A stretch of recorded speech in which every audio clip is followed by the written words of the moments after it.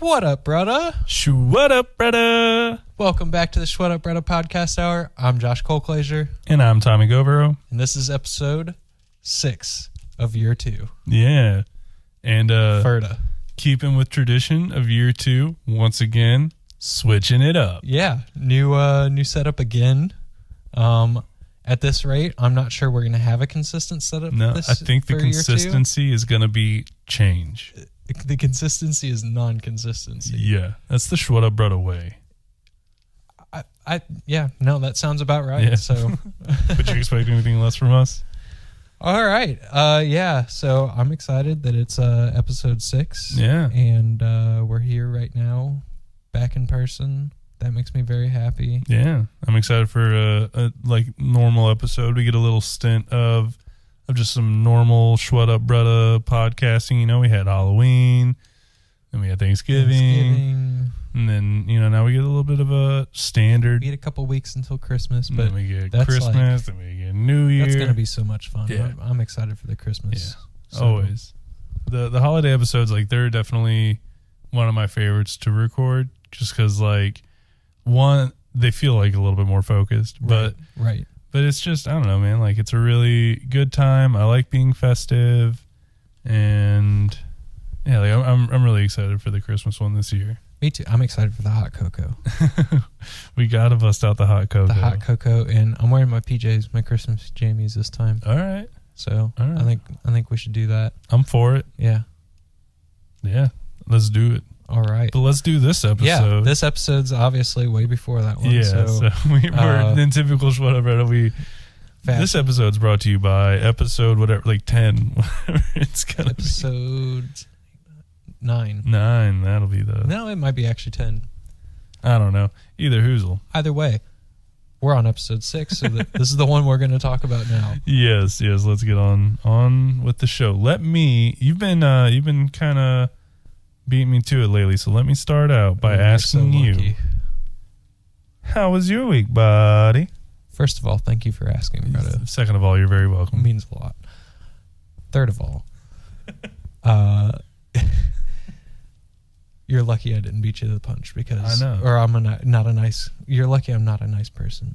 Wait, you're lucky I'm a nice person. You know what I'm trying to say here? Yeah, luckily, because I could have easily, while you were saying that, just I know.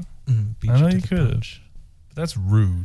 It would have been very rude, so I don't want to be rude. You were not rude by asking me how my week was, so I'm going to be not rude and tell you how my week was. Thank you. My week was actually pretty good. Really busy. Did a lot of drywall this week at work. Do not like that. Riveting. It's not very fun.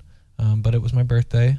Yeah. I turned 29. Yeah, golden birthday. Yeah. 29 Unfortunately, with 29. this year, it didn't really feel much of a golden birthday, so I might get a do-over on that one. But yeah, it's a leap year. Everybody will pretend, Yeah. Do it big. So that was pretty fun. Mariah got me this, you already know. I mean, you know me. She got me this blanket. Oh, snap. With a hood. Oh. So it's like it's kind of like a Snuggie, but not as far as a Snuggie goes. It's it steps it back, and it's I'm a blanket cape. Yeah, kind of. Right. Except for I wouldn't say it's a cape, for the reason being that it does not connect. Fair.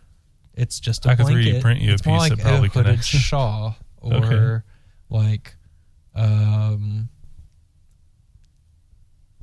it's almost like an open poncho. If you try hard enough, you could close it. You could.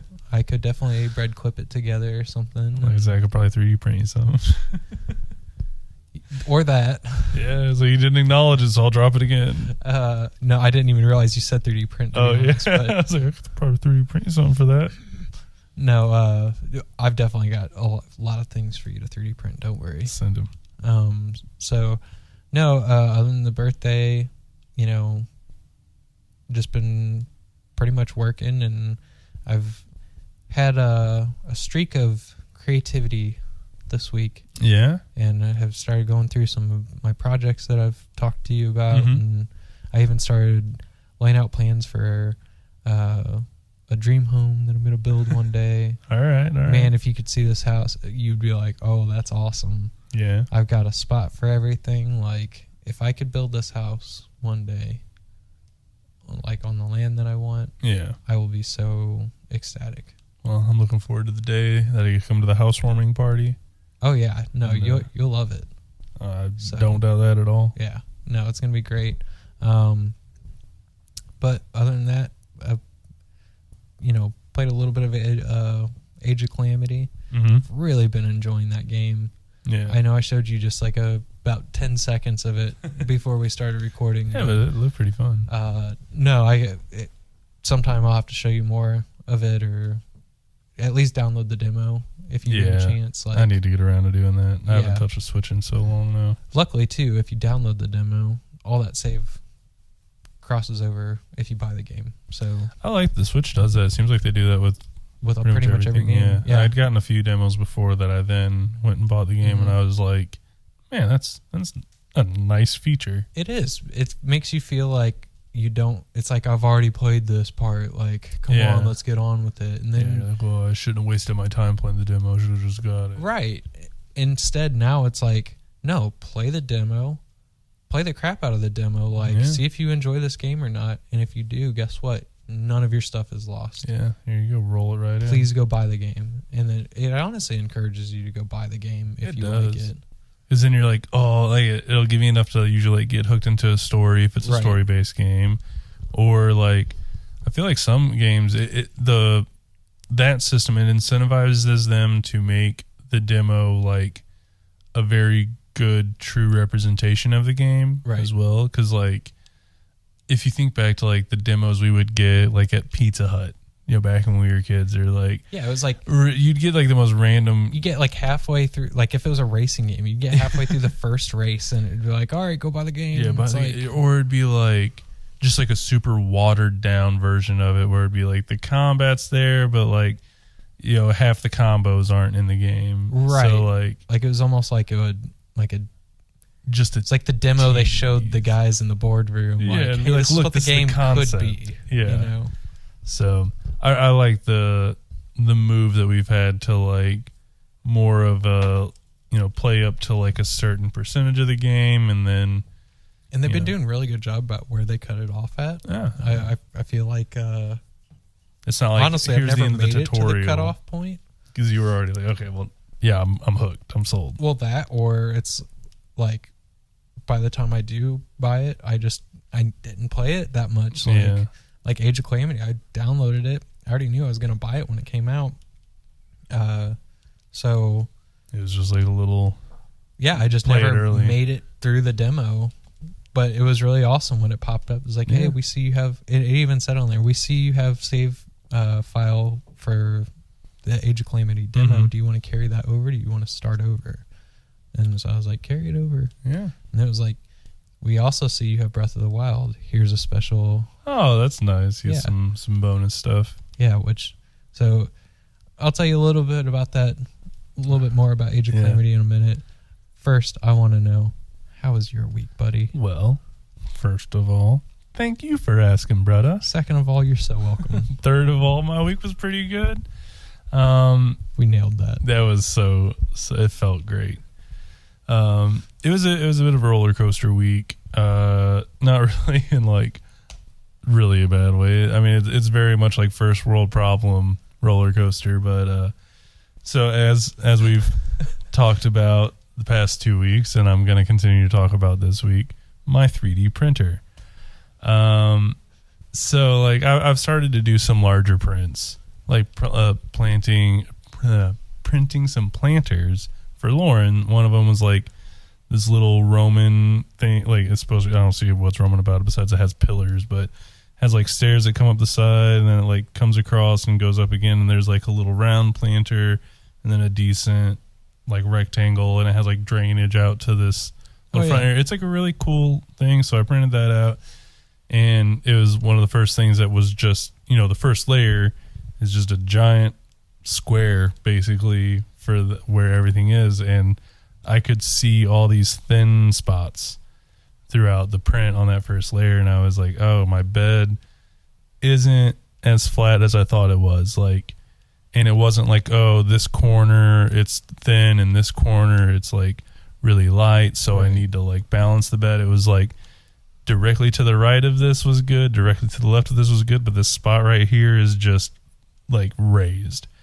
So my mother had gotten me like a few upgrade parts for Christmas, and I knew she had them. I was like, hey, any chance can I get those? I could get just this one sensor, and it like goes down, touches 9 points of the bed, and makes like a little mesh like image in its head, and says like, okay, well these spots are kind of higher, so like it brings it to true level. Yeah, that's what it does. Like, it'll just compensate the height of the nozzle ever so gently. Have you seen Rick and Morty?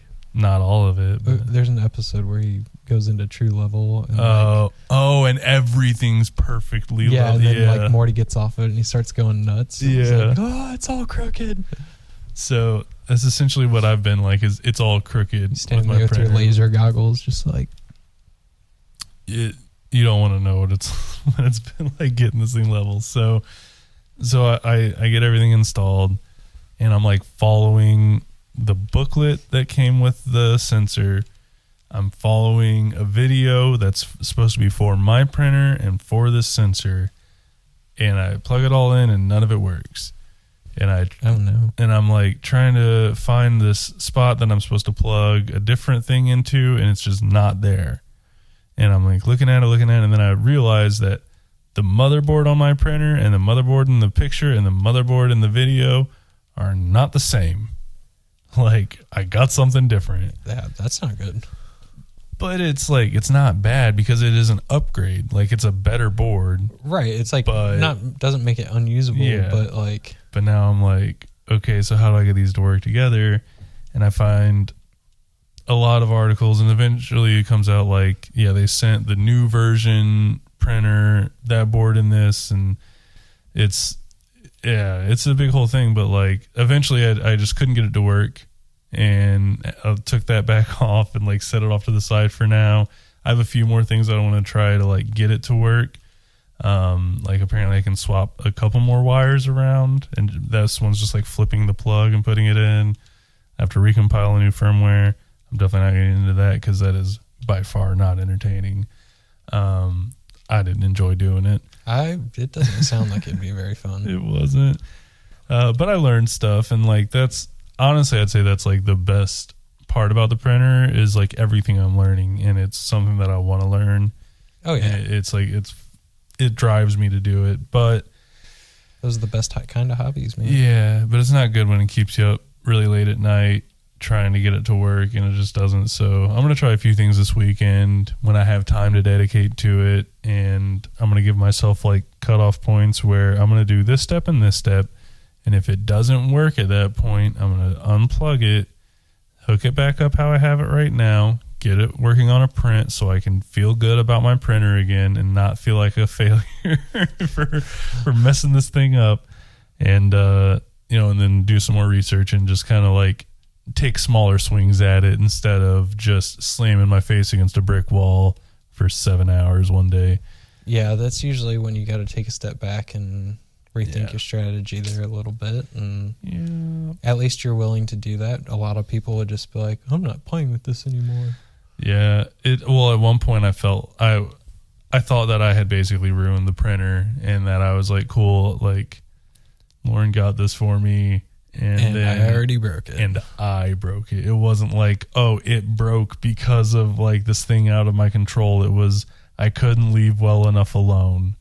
But I will say, so now I have this custom firmware on that I compiled myself. Now it has this like thermal protection, so if it's sending heat to like the nozzle, which is, it prints at standard 200 degrees Celsius, which is real freaking hot. If anyone's not aware of Celsius, it's a lot more than Fahrenheit. It's really hot. Yeah, so you don't want to touch it.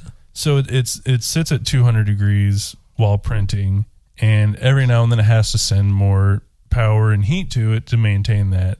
Well, if it sends heat to it and then doesn't receive sensor back saying like, hey, my heat's increasing, if it does that for so long and it's like, you should be hot by now, I know what I'm sending to, it'll just shut down the whole system, instead of thermal runoff, because like there's a chance that the sensor's not sending back the right temperature data, but it's just getting hotter and hotter and hotter and hotter until it melts the whole system.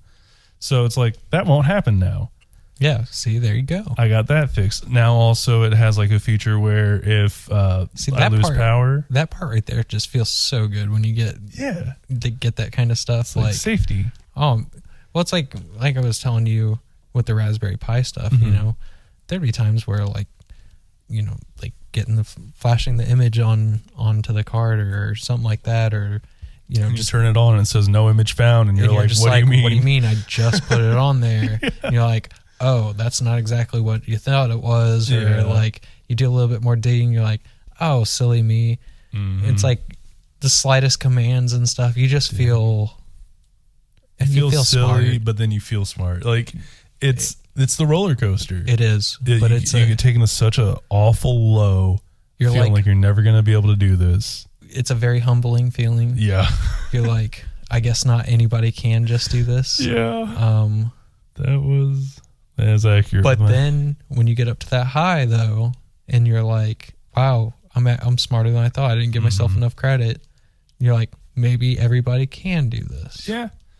I would definitely agree. Like, you know, as boring and frustrating as compiling the firmware was, like, it really was pretty simple of like just following this video and pausing it every 5 seconds, making sure I did that step he did and why. And also like the people who make the configs for you to work off of, they're so nice and they comment everything. Yeah, that's one thing I love about the maker community, if you will. I'll call it that. Well, yeah, that's what it is. The 3D printer, any sort of Raspberry Pi community, hacker type. Yeah, hacking together, not like computer hacking, but like they call it like maker spaces that you are like a wider range of putting things together, like called hacker spaces. Yeah. So I mean, some would call it inventing, designing. You know, it's a whole slew of things, and that's one thing I love about that community is they are very community minded.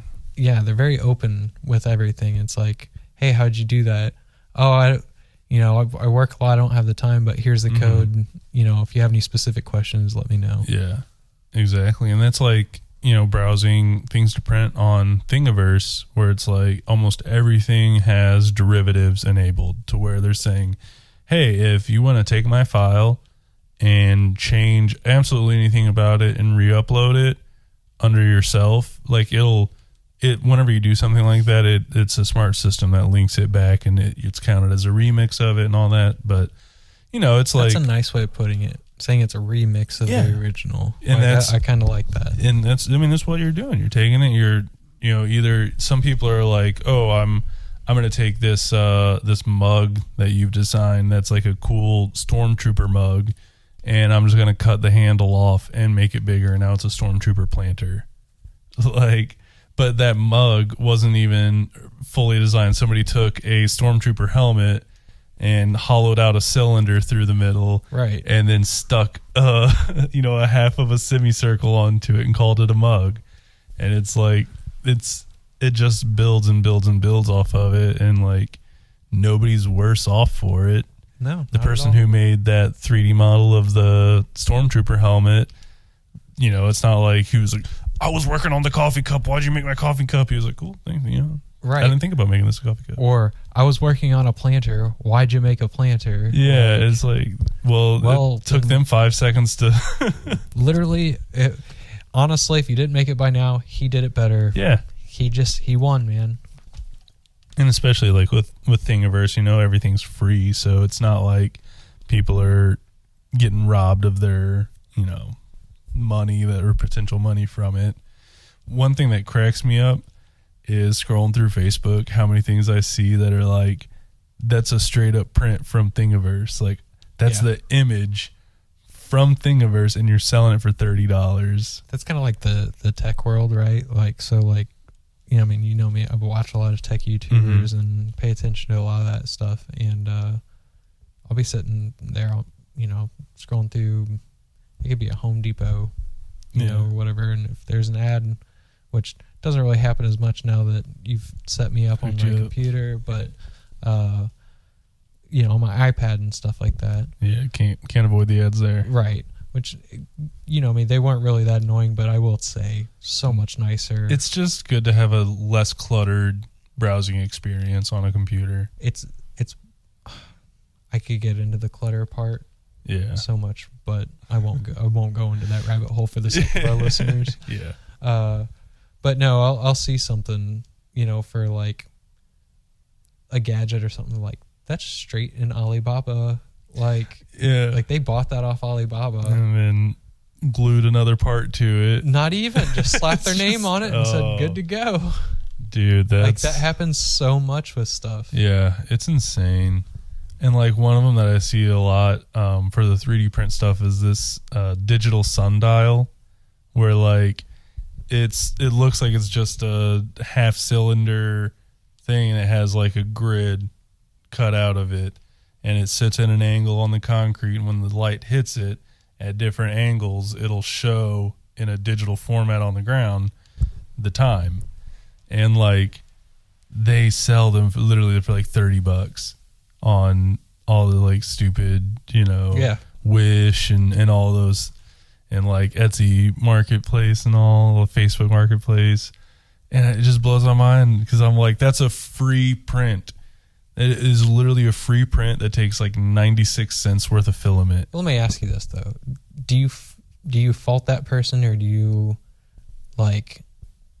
So, because I say if you can make money off of it, but I guess where I draw the line is if I didn't design it in the first place, I shouldn't be making money off of it. Well, I should check. In that sense, anyway. Yeah. Like, it'd be one thing to find that and be like, oh, I know a lot of people who could use this, like back home or something, or at the fair, local fair or something. I know this would sell well. I feel like I could see that being okay. Like, yeah, like I would feel all right being like, hey, I found a bunch of things that I find useful for myself that I printed out for myself, and I'm gonna go to some weekend swap meet, or like you said, a fair, or like whatever, and it's just like, sell these 3D printed things, and that are super useful. I don't see there's anything wrong with that, but like making the online shop, to me, just because then it's so much like you don't have to make it until you get the order for it,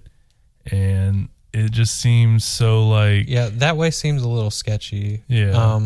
Now, but if you designed it yourself, but that's what I mean, if you designed it yourself, like, hey, more power to you. Absolutely. Like, that's what a lot of and I don't know, some designs too, like I could see somebody doing like a pen holder or something like that. Like, you can only design a pen holder so many ways without it just getting completely crazy and stuff like that. So like, I wouldn't really like be like mad at somebody for like, if I designed a pen holder and wasn't worried about the monetary value of it, and they saw that, like, as long as the proper channels were gone through, as like they contacted me, and as long as it's not you're just scrolling through and you're like, hey, why is my design being sold for something? I put it out with no resale license and all that stuff. Because like, and that's another thing that you can do on Thingiverse is, you can say like, if you want to make this to sell, that's fine.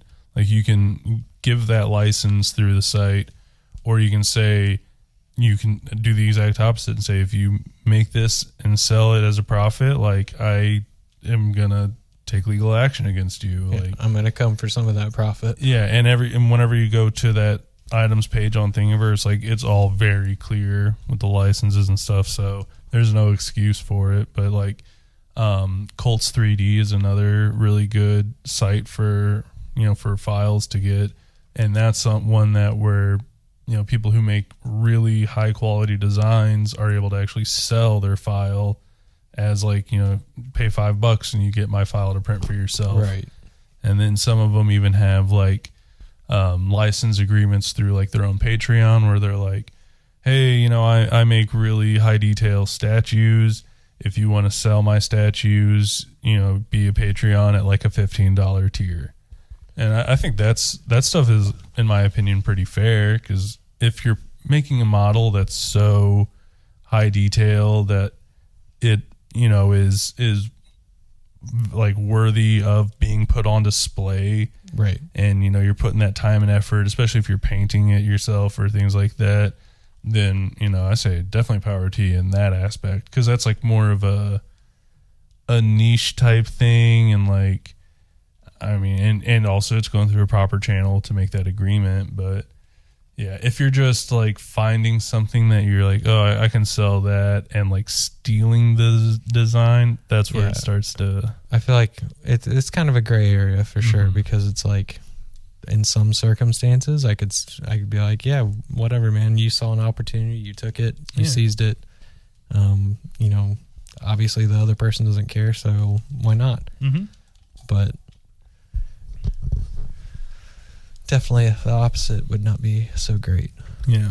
So, and there's like a lot of watermarking actually with 3D prints, where you make your design, and no matter how it's distributed, if somebody, you know, uses it, like you can rescan the file they used or even the print, and like it does some weird thing where like you can't see it on the print itself, but it changes the mesh in just a certain way where it will detect that like watermark for that creator. Yeah, see, that's really nice and really smart too. Oh yeah. And shit, it'd be so easy to hide something like that on a 3D print, like on the file for that. So actually, Maker's Muse, one of the dudes I was talking to you about, he did multiple videos where he was like doubling the polygon count, slicing it. The only way that he got it to not detect was to do a full remesh, like literally just force the program to remake every single polygon of it. And I mean, it's sadly isn't that like intensive of a process to do, right? And most mesh programs have it as a button, but like he was able to like cut through the polygons that were changed for the watermark, so it only had like half of them, and it still pulled it. He was like doing a lot of stuff to it. And yeah, the only thing was just the full remesh. So it's not a perfect system by any means. No, but nothing ever is. The thing is, most thieves are stupid and lazy. They're stupid, lazy. I mean, obviously there's smart ones out there, but they're not. The smart ones aren't going for your 3D print. So yeah, as if they're smart, they're probably applying whatever they're stealing in a way that's, you know, non-detectable. Right, like straight Office Space style. Yeah, it's just taking pennies off of your dollar, and you don't even notice. Yeah, percentages of a penny was supposed to be. But but it ended up being percentages of dollars. It ended up being a lot more. That movie's a good one. It's the last straw, okay? I said no salt. Margarita, no salt. Such a good movie. Love it. But yeah, man, like I do want to really get into like making my own designs, and me and Lauren have talked about, you know, trying to find a way to kind of monetize the 3D printer and make it like an online shop, something like that. But yeah, it's you want to find like the right way to do it, because even if I was able to just mass print, you know, digital sundials and sell them $30 a pop and actually sell them, like, I don't know, it wouldn't feel right. I would rather feel like I made something that was like an original idea or original take on something, and it's like, you know, that's my thing out there, not just like, well, I'm a avenue for that thing that somebody else did. Yeah, no, I completely agree. I mean, and to add on to that, you know, if I see a design or something, can you hear me all right? I feel like I sound a little muffled. Yeah, there's something different with your audio, and I'm not quite sure what it is, but I can hear you. Ooh, how about now? I think that is better. Is that better? Yeah. Still good on the... Okay, yeah, we're still good on the iPad. Yes, sir. All right. Yeah, so to add on to that, you know, if I see something of a design of somebody's or whatever, kind of like we were talking about, and I'm like, I can make that better. That's completely different. Like, I can make that better. Redesigning something with an improvement, I think, is completely different than just lifting somebody else's work wholesale and putting it out there with your name on it. Well, because, I mean, a lot of things, all you're doing is looking at something else and be like, look, if I apply this concept to this, I can make this. Yeah. And then, you know what I'm saying? Yeah, you're building off of somebody's idea. Right, even though the two industries might not have anything to do with each other. But yeah, you can see like, oh, okay, the concept of this device solving this problem is similar to this problem in this different field. So with a slight modification, right, I'm going to apply it there. Much different than my remix of going, hey, this clamp for this shower holder or for this phone holder for a shower is too thin. Let me make it bigger. Like, yeah, there's a big difference between doing something like you're saying, you know, building an idea into a different application and just being like, oh, I redesigned it by making the clip bigger. This is my design now. You know, like there's a huge distinction there. And yeah, I think like building off of somebody's existing idea, like that's how the world moves forward. Well, yeah, I mean, you're absolutely right. Because then somebody else is going to take. That's how we, us as civilization, are here where we are. Here, yeah, that's how we're sitting here having this podcast. Yeah. Think about how far microphones come, or headphones, audio interfaces. Like, speaking of which, I don't know why this made me think of this, but I don't know how soon. But look out for merch coming soon. Yeah. We got some stuff that we're testing out and whatnot soon, and like I said, it's not like haven't talked about it too much, but yeah, and I don't. It's not like we're mass producing. Yeah, we're not going to be selling like $50 shirts or anything like that. Like this is literally just to kind of share the Shwaddhup Bruddah love. Yeah, get it out there. We'll see how it comes out, but yeah, we'll. It made me think of that because for some reason, like I was thinking like the Kool-Aid and stuff, and I had an idea for that as a shirt. Oh my goodness! So, yeah. So, yeah. I bet that probably should have been behind the scenes talk, but whatever. Yeah, I was like, we hadn't talked about merch that much. I had to get it out. But yeah, dude, I am excited for that.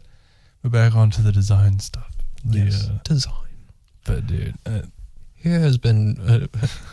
This has been brought to you by an hour of design with the Shwaddhup Bruddah podcast hour. Let's talk about Tommy's 3D printer for an hour. But like the stuff that we're just talking about your 3D printer. No, we're talking. Yeah, I like this conversation. Like, it is so fascinating. Like diving into seeing all the stuff that just gets made. Like, and. Like, so the respect to things that already exist, like there's some things that you'll find, you know, full blown recreations of in 3D printing, and then there are a lot of things where it's like, oh, you'll only find like replacement parts for it because you can't technically like put out a full like print of it for legal reasons, but it's like you can print out 90% of it just for replacement, which I find is a kind of interesting, like, concept with it. Yeah. It's like, where does it cross the line? Like, is it if you bundle all those parts together into one package, is that like infringing on it? But it's just the parts that break. I don't know. That's a weird one. Mm-hmm. Like, there's just so many gray areas with that. There really is, and I think there's been a bit more like guidelines with it as time's gone on, because like, you know, they gotta have some sort of, you know, I'm trying to think of the right word for it, but like protection of the, you know, the property, I guess, the IP of it. Yeah, the proprietary, or the IP of it. Yeah, but it is so easy to just make it, and like, you know, there's not a whole lot that can stop you. Like, especially if you can design something yourself. Oh yeah. I don't really know where I was going with this. I'm so, like I've said, I'm so happy for you with your 3D printer. I'm so jealous too. I have so many. I mean, I'm always constantly thinking of something. Yeah. But I've got so many ideas right now that I'm just like. So in a way, I'm super glad, because I'm just like, I got so many things for you to print, Bruddah. Send them. I've even got another one that I forgot to tell you about, so I'll tell you about it after this. But all right. Don't forget. Most of mine are moneymaker ideas, you know. That's good because I haven't thought of any of those. Yeah. Well, one of them, super easy. Yeah. And I don't think anything's out there like it yet. So that's usually a really good start to ideas like that. So we'll see what happens with that, and we'll have to look into it a little bit. But I felt like there was like a subject. I don't know. I'm not even going to try to go down that. Trying to sit and remember. Yeah. I feel like we'll sit here in silence for the next 10 seconds. But yeah. Probably right. Oh, man. I've been printing. A lot of the stuff lately is just like kind of blown my mind. Like, I printed out these nested rings that it's like, so it just basically goes in a circle and prints like smaller and smaller circles inside of each other, and then like prints it with a slight curve that comes out and back around. So like the rings will spin and like rotate, but they don't come out. Right. And man, it's almost like a Dyson sphere. Yeah. And it's like, exactly. And you can just sit and spin it, and how like smooth and everything moves in it is like just mind blowing. That it, whenever it came out, it's just looks like a little donut, and then you like just pick it up off the plate and boom, it's like interlocked. Yeah, no, those the 3D prints that have like the intermovable pieces like right off the print. The Iris box, I printed one of those. It's the Iris box. You had to do a little bit more to like break apart, but it prints a whole. They're all called print in place, where like it'll have everything there, and you just have to apply a little bit of force to like break those little tabs, or like cut some tabs on the bottom, and then you clean it up a little bit, and then it moves. And then there's a lot of cool stuff. For like the adjustable wrench, like those are impressive. Yeah, I haven't done one of those, but I've printed out like 3 little sanding blocks, and it's full 3D print. Even the screw down like knobs for it to fasten it, like it's so just like it's the future. No, it's a really cool thing. Like obviously I'm going to use you to the fullest extent or whatever, but I'm totally like on a fast track to get my own. There's so many really good printers out there. I'm really surprised. Like I definitely went into it like very fast, but I mean the Ender 3 is just, it is the like Toyota Corolla of 3D printers. Like it's not going to blow you away. It's not going to wow you, but it's affordable. It's reliable. Yep. And everybody has one. Yep. It's like oh yeah, you can get into super high-end printing, but oh my god, the only reason why you should be doing that is if you're making a bunch of money. Exactly. Off of it. It's like you have a good enough build area and enough or you got the money and you're using it just for don't that. care. Right. Definitely. But I could see somebody who has some money playing D&D all the time with figures and shit. I will say straight up, if you play D&D or you play Warhammer or you play any tabletop game that can use miniatures, can do like a 3D terrain, a 3D printer is worth it, hands down.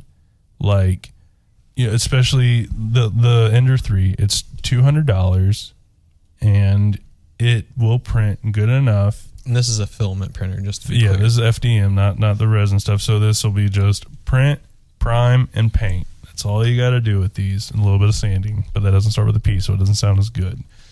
So like, you will, $200. You get everything you need to get going except for filament, but filament's like $20 for a kilogram, and your 25 to 40 millimeter miniature is going to use all of like 8 grams of the 1,000-gram spool. Yeah.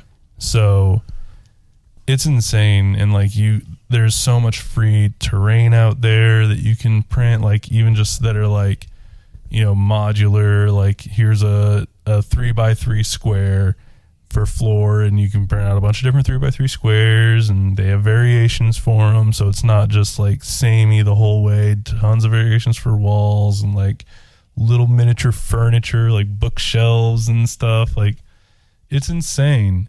And then, yeah, like me and Lauren had never painted miniatures. We've played D&D for, I don't know how many years we played D&D now. It's been a long time, surprisingly. But no, I still haven't played. Yeah, well, whose fault is that? I'll get there. Yes, you will.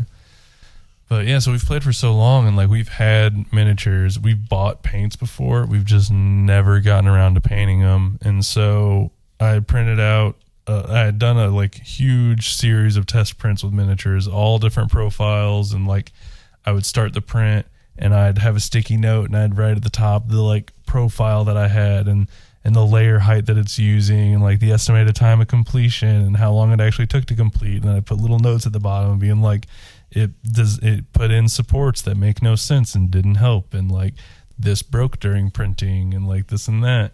And I'd set it down on the sticky note, and I had like 12 miniatures of the same miniature in front of me next to my 3D printer as I was finishing them, putting them down. I can't tell you how much I would enjoy that. It was a huge blast. But that kind of like scientific process and stuff like of that, like I just enjoy it so much. I'm just like, and man.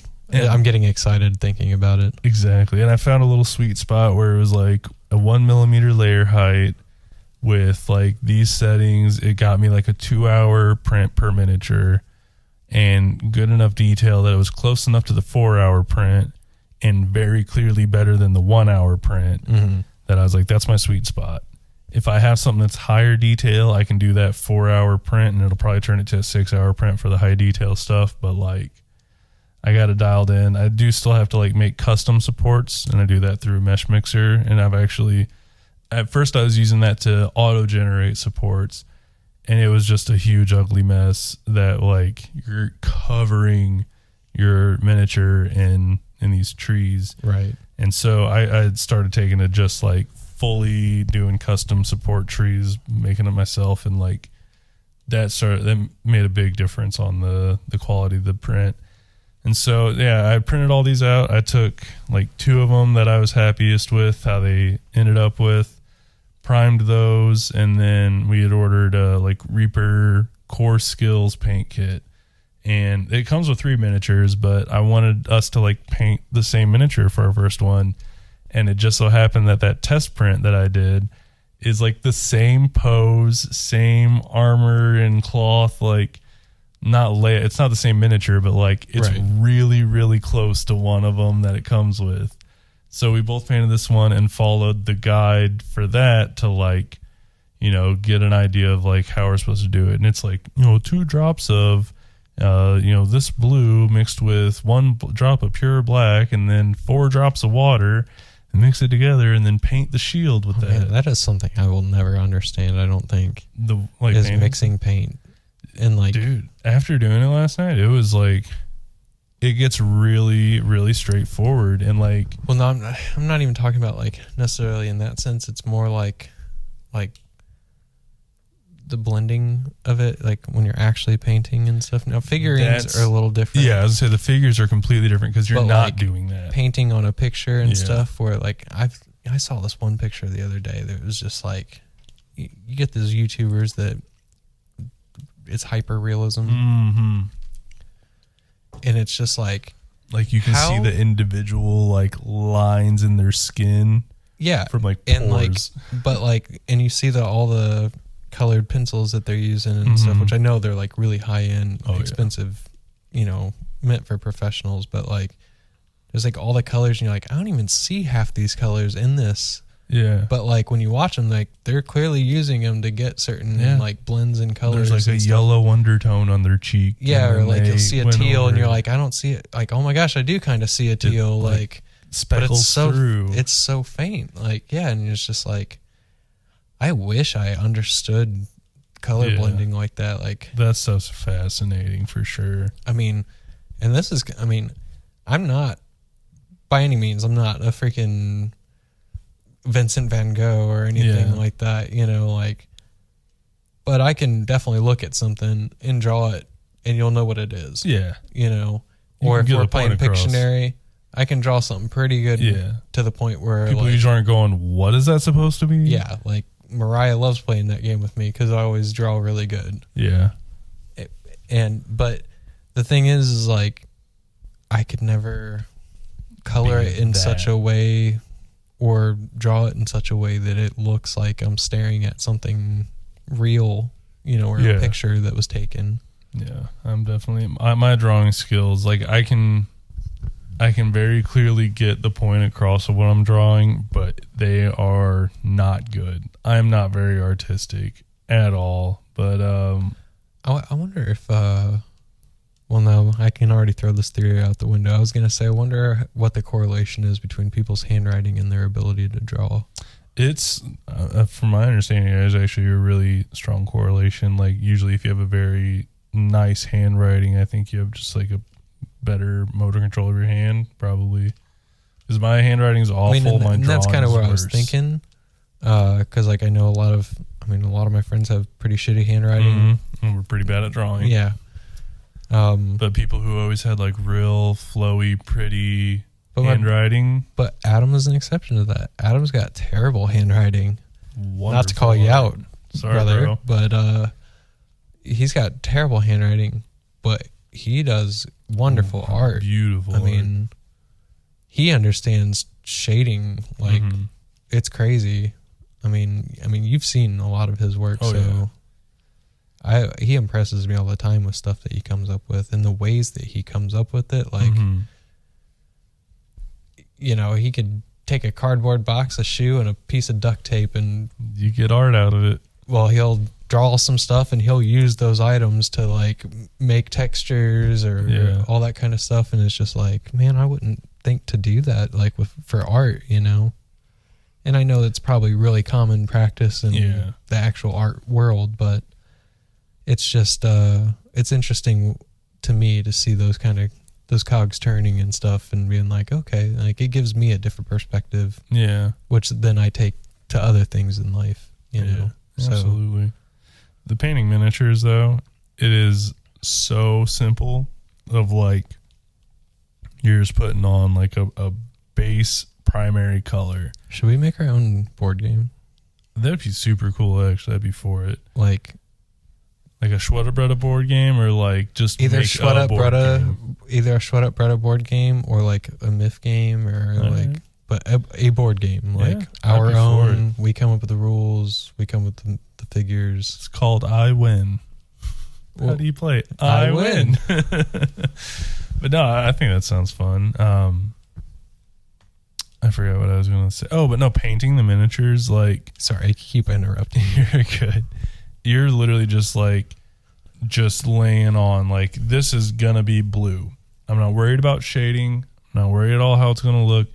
The shirt's blue. The pants are black. The sword's silver. Like, so you just paint them at the base color. No mixing, no shading. You don't have to do any of that. You can. Like, it's gonna... The old guy I was telling you about? My old coworker?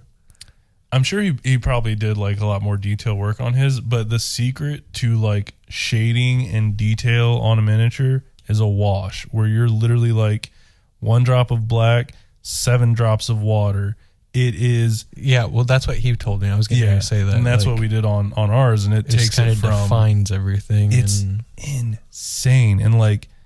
You don't even have to brush it on. Like, if you just have the right amount of it on your brush, you just, like, kind of touch it to the part, and you'll see the wash, like, pull off your brush and just soak in to all the deep spots. And it's just shadow.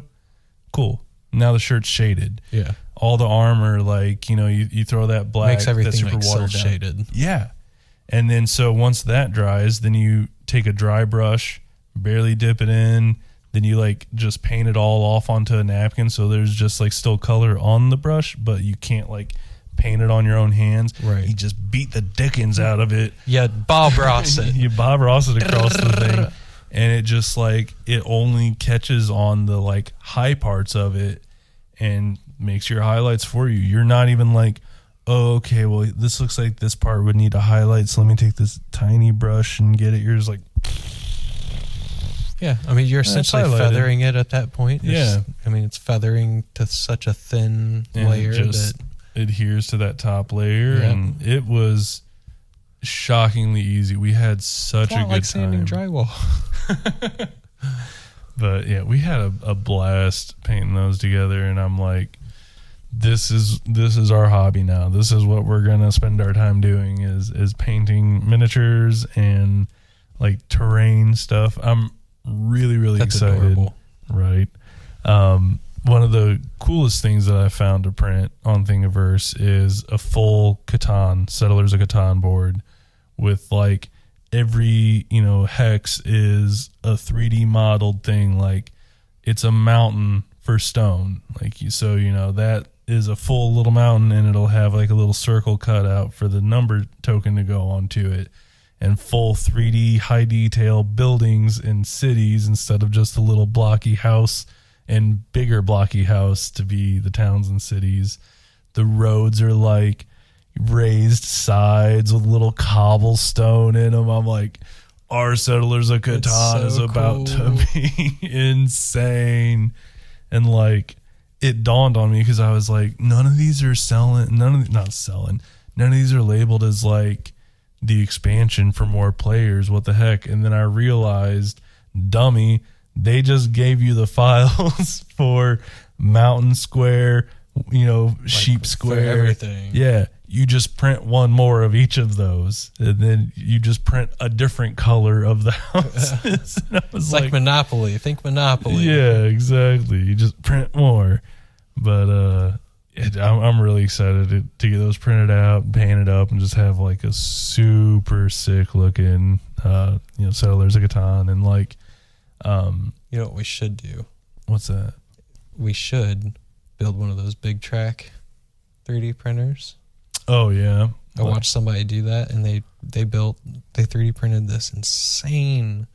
It was like a huge castle on this cliffside, and then it all came down. There was a town, like it was a full like table-sized game board. Printed like a small village. They printed the whole fucking game board. Pardon my language. They printed the whole game board on like, it was like table size. Great. Now the YouTube algorithm's gonna catch us, Josh. Man, I'm telling you, there goes our money.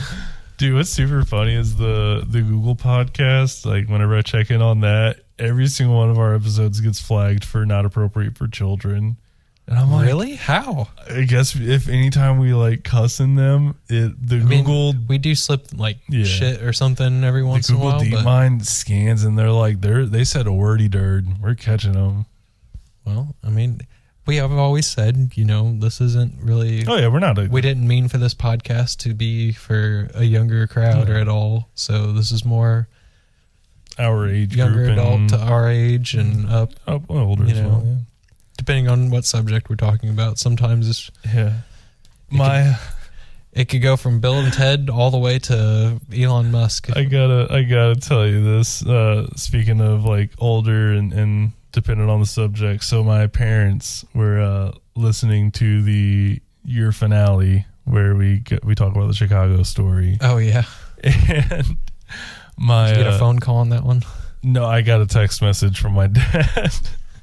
And he was like, I just want to let you know, we were listening to the podcast. We got to the Chicago story, and we got to the point where you asked the cop for directions to the party, and your mom said it was too much. And we turned it off. Tom, this is too much. I can just see it now. She's like, I'm worried sick. I don't want to know. He was like, he survived.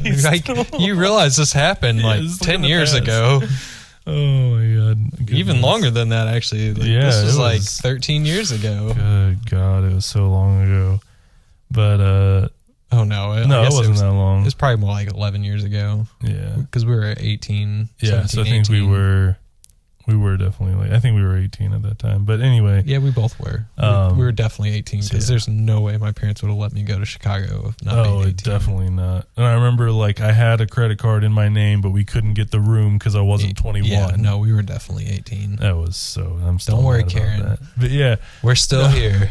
So I texted my dad and told him like the rest of the story. Pretty much, I was like, it's really not that bad. Like, we just go there, and then I ended up telling my mom like, pretty much against her will. I was like, it's not, I don't know why you got all worried. Like, it's not like I was like, oh, we got to this party and it was a huge rager And I'm not leading a double life because of that weekend. Yeah, it was like a musician party. It was honestly the coolest thing I've ever seen. Yeah. And it totally was not at all what you see on TV. No, dude, I think about it every now and then. Like, I wish the hotel stuff just like went different. I wish we were in a different mindset and mood.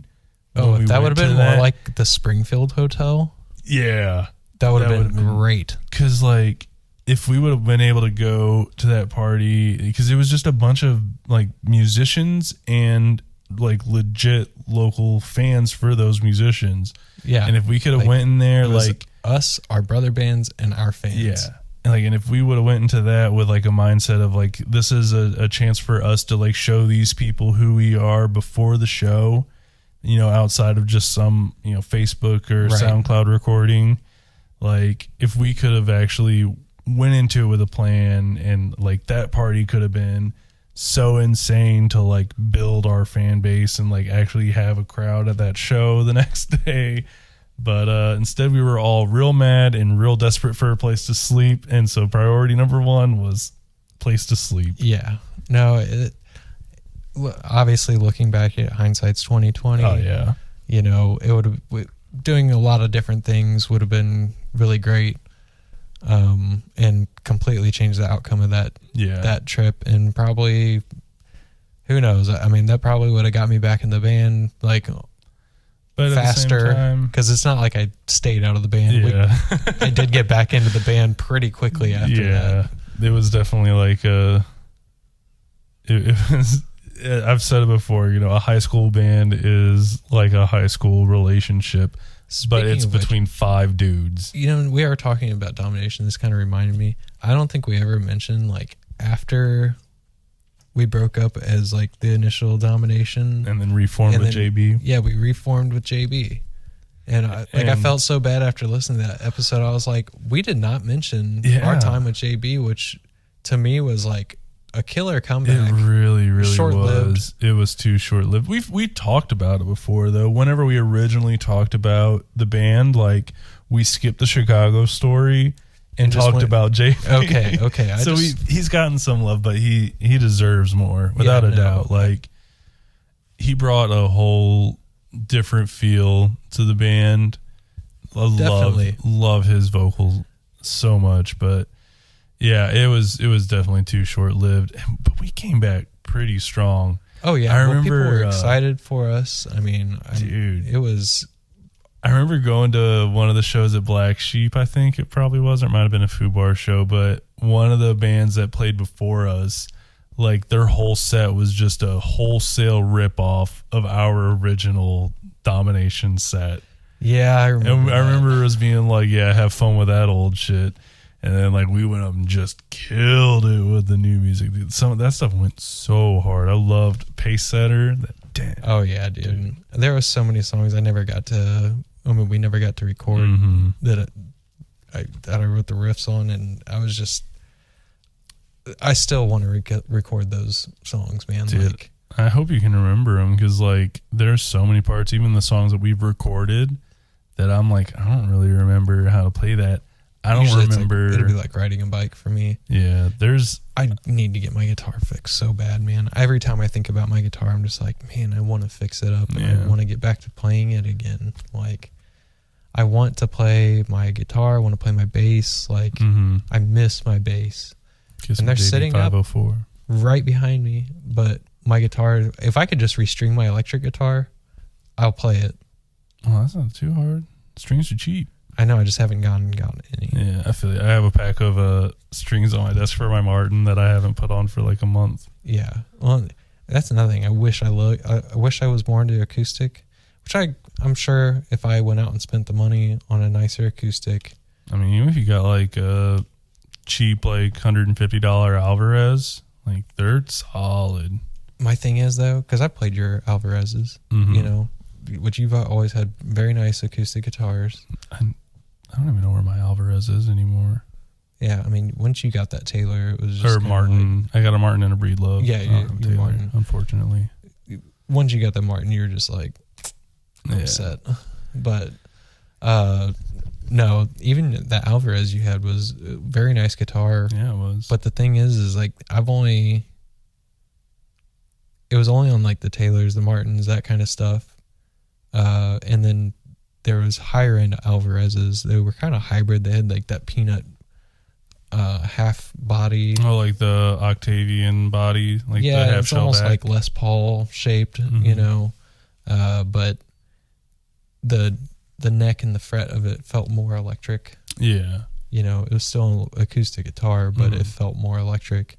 And that's how that's why the Martin and the Taylor, like, whenever I played yours, I was just like, oh my God, dude, this is how an acoustic is supposed to feel. I definitely understand that. I feel like the cheaper acoustics definitely have like that thick neck. Yeah. Where it's just like, I feel like I'm squeezing to get those strings down, and it shouldn't be that way. The action's usually pretty high. And that's why I always loved electric guitar, because I feel like my fingers can glide across and just barely tap. It just takes the bare minimum pressure to get that note out. Yeah. I definitely understand that. And like anytime that I'll like play one more than the other and then swap to the other, it's like, wow, this almost feels like a completely different instrument. Yeah, well, I mean, and they definitely are. I mean, if you listen to you playing acoustic and you listen to me playing metal on an electric guitar, like, we could be playing the same thing, but it's going to sound completely different. Definitely. I still play so much metal on my acoustic guitar. Okay, well, I'm saying, me and you could be playing the same song, but just like you can tell, there's the mindset going into acoustic is completely different from definitely the technique with playing it. Even if I don't think that I'm consciously doing a different technique, like I'm gonna palm mute differently on an acoustic than I would on electric. Electric, I might choke it up a little bit more and get that like crunchy palm mute, like the Acacia Strain Hills Have Eyes, that like I love that tone. Oh yeah, you just really choke up a little bit on the palm really mute. Staccato, crunchy, just chug. I always like the more disdain closer to the bridge where it's sustained, just kind of like chung. Yeah, they all got their time and place, but then it's just you're putting a different pressure with that on acoustic versus electric. But we could talk about differences between that for hours, and I don't think we have that kind of time. No, we certainly do not. In fact, we are over our time. We are. We did it in a new setting. What a good episode 6, man. Yeah. Well, I guess with that being said, now that we're at the end of the time here, give us some shout outs, I suppose. Yes, please. I think I can handle that. Thank you. Hit us up on Twitter at SBPH6. You can send us an email, sbphcontact@gmail.com. We got a Facebook. Search Shwaddhup Bruddah on that. We're like, go in the description of this. We got links. We got a YouTube page. Yeah, we are on YouTube now. Yeah. Thank you for the viewers that we've had so far. Like, surprising. Very much appreciated. To everybody hitting up the Facebook page. Like, we got a ton of likes. I'm just the other day we got a few new likes. Yeah. I'm like, what the heck? Very happy. Thank you. Very much appreciated. When we first started this, we were always like, this is more or less an excuse to hang out and like talk to each other and that kind of thing, which is obviously still what it is. But it definitely makes it. It's great to know that there's an audience out there. Well, yeah. Well, and I guess, there are some episodes where we've definitely felt like we've had to drag through it and kind of like pull ourselves through the episode, whereas there's other episodes where it is banger with no problem. It just goes. We seem like we're professionals, and it's almost like we've done this for a year. Right. But I feel like when we see that kind of stuff, it's just like super motivating. Oh, absolutely. And like, just like, it makes us want to get the lighting and the camera angles and, do these little things, which I know this isn't much, which I don't know why I didn't do this at the beginning. Shout out to Mariah, my lovely fiance. She went for my birthday. She got me a sign for the Shwaddhup Bruddah podcast hour. I love it. So any remote podcast, that's the sign we'll see. Yep. It's not the permanent sign for what our plans are, but it'll probably always be in the shot somewhere. Yeah, so it's not ever going to hurt to have it around. Honestly, for me, it was just like, that actually means a lot to me. So yeah. I really like it. So thank you, babe. Appreciate it. I appreciate all of you for listening. Heck yeah. I appreciate this episode, and I appreciate you, Bruddah. I appreciate you, Bruddah. I've had a wonderful time. It's been a great conversation. I love it. I can't wait to talk more about, like, you know, creating stuff, designing things. Like, it's so fascinating and rewarding, and I hope it inspires, you know, some of our listeners to look into it and, you know, try and come up with their own designs. Is this the start to, like, other Shwaddhup Bruddah videos on YouTube? Oh, dude, I'd be for it. I think we could pull something off. Heck yeah. So yeah, with all that, like we said, hit up on our socials. Yeah, if you have anything you'd like us to discuss or something, we'll do our best. You know, and we don't talk about everything, but that's because we like to just say what's on our mind and kind of just let it flow. Yeah.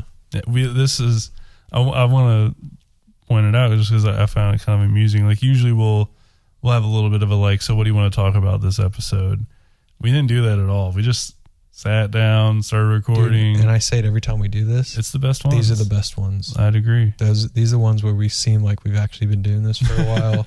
And it almost seems like we had a plan going into it. And it's funny that we don't. Well, and I'll tell you what it was this time. I think we were both excited to actually do this in person again. Yeah, and definitely. It just changes it. The remote is fine. I honestly like doing the remote, but I like in person so much more. Yeah, It's nice being able to look at you and have the conversation. If we had a little bit better setup for remote, it'd be a little bit less daunting for me. Yeah, but for me, like, not being able to see you talk to me and everything, I get lost in the conversation, and I feel like the last couple episodes, I feel like I barely even said anything just because, like, I was just, like, trying to stay focused in on the conversation the whole time. Like, I wasn't even thinking about, where do I go with this? Yeah. You know, just like, I'll let Tommy keep going with this. Yeah. And stay focused on listening. Yeah. And I'm just, you know, I felt like my eyes were wandering all over the place, and it's just, I was more worried about, like, the recording than the podcasting. Than the podcast itself. So I just, makes sense. I think we're excited, whether it was subconscious for you or not. It was definitely conscious for me. I was excited to do this in person, and I'm happy.